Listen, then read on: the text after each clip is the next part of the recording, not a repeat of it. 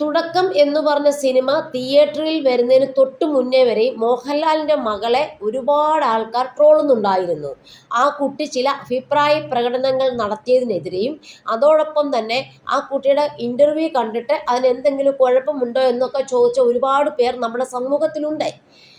Cinema കണ്ടതിന് ശേഷം പലരുടെ അഭിപ്രായങ്ങൾ മാറി മറിഞ്ഞതായിട്ടും കേൾക്കുന്നുണ്ട്. മോഹൻലാൽ എന്ന് പറഞ്ഞ ഒരു ഫാദർ, അദ്ദേഹം ഭയങ്കര ജീനിയസ് ആണ് എന്ന് പറഞ്ഞ് തൻ്റെ മക്കളും അതേപോലെ തന്നെ ആകണമെന്ന് നിർബന്ധം പിടിക്കാൻ പറ്റുമോ? ആ കുട്ടിക്ക് ആരുടെയെല്ലാം സ്വഭാവങ്ങൾ വരാം, അവരുടെ ഗ്രാൻഡ് മദറിൻ്റെ സ്വഭാവങ്ങൾ വരാം. 7 തലമുറയുടെ സ്വഭാവമാണ് നമ്മുടെ മക്കൾക്ക് കിട്ടുന്നതെന്നാണ് ചരിത്രം പറയുന്നത്. അതോടൊപ്പം തന്നെ മോഹൻലാലിൻ്റെ അമ്മ ശരിക്കും മോഹൻലാലിൻ്റെ പല പടങ്ങളും അവർക്ക് കാണാൻ ഭയമായിരുന്നു എന്ന് ഞാൻ ആ അമ്മയുടെ ഇൻ്റർവ്യൂവിൽ നിന്ന് കേട്ടിട്ടുണ്ട്. കിരീടം പോലത്തെ പടമൊന്നും ആ അമ്മ കണ്ടിട്ടില്ല. അതോടൊപ്പം തന്നെ മോഹൻലാൽ ഷൂട്ട് കഴിഞ്ഞ് വരുമ്പോഴേക്കും മോഹൻലാലിൻ്റെ പുറത്ത് വല്ല പാടുണ്ടോ, ആരെങ്കിലും ഉപദ്രവിച്ചിട്ടുണ്ടോ എന്നൊക്കെ ആ അമ്മ നോക്കുമായിരുന്നു. അത്രയ്ക്കും അവർക്ക് ഭയങ്കര ടെൻഷനും ഫിയറൊക്കെ ഉണ്ടായിരുന്നാണ് പറഞ്ഞു കേൾക്കുന്നത്. അപ്പം നമ്മൾ മനസ്സിലാക്കുക, ആ സ്വഭാവമൊക്കെ ഈ നമ്മുടെ തലമുറ കുട്ടികൾക്ക് വരാം. അതുകൊണ്ട് നമ്മൾ ആരെയും കളിയാക്കേണ്ട ആവശ്യമില്ല, ആരും അതിനെ ട്രോളേണ്ട ആവശ്യമില്ല. ഇതൊക്കെ എല്ലാവർക്കും സംഭവിക്കാവുന്നതാണ്. പേടിയും ഭയവും സ്റ്റേജ് ഫിയറും നമുക്ക് മറ്റുള്ള ബുദ്ധിമുട്ടുകളും എല്ലാം നമ്മുടെ കുഞ്ഞുങ്ങൾക്കും നമുക്കും എല്ലാം ഉണ്ടാകും. അതൊക്കെ സ്വാഭാവികമായ കാര്യമാണ്.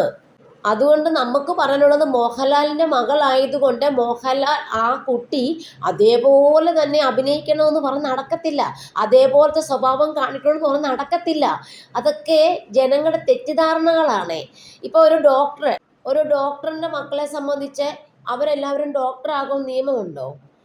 അല്ലെ വലിയൊരു ആക്ടറാണെന്ന് വെച്ചു ഏതെങ്കിലും, ആ ആക്ടറിൻ്റെ മക്കളെ പ്രേം നസീറിൻ്റെ മകൻ വലിയ ആക്ടറായിട്ട് നമ്മൾ കണ്ടോ? ഇല്ലല്ലോ.